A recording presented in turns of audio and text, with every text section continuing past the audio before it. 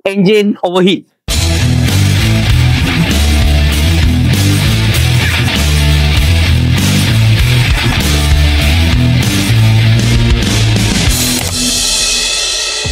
Hai, tips 1 minit hari ni.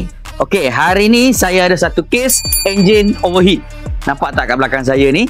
Proton Izora Bolt Turbo. Apa berlaku? Enjin dia ni overheat. Owner datang bagi tahu saya, kereta dia waktu tu tak silap saya turun menurun tak silap dalam traffic jam, tiba-tiba temperature dia naik. Jadi bila dia bawa datang kat saya, bila kita check, jom saya nak tunjuk. Bila kita check, rupanya ni saya dah tukar yang baru. Rupanya radiator dia yang lama berlaku crack kat sini. Okey, nak tahu kenapa dia punya radiator boleh crack? Sebab dia punya thermostat jam. Bila thermostat jam, memang berlaku back pressure, tambah pula radiator dah uzur, memang crack lah. Jadi apa berlaku? Enjin tu overheat sebab dia dah bengkok dah.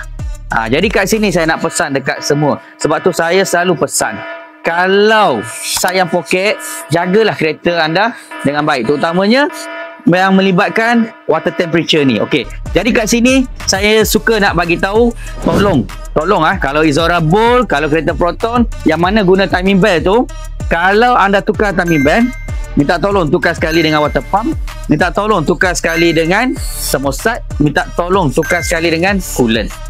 Kalau tak ada karat, radiator tu cukup buat flushing je.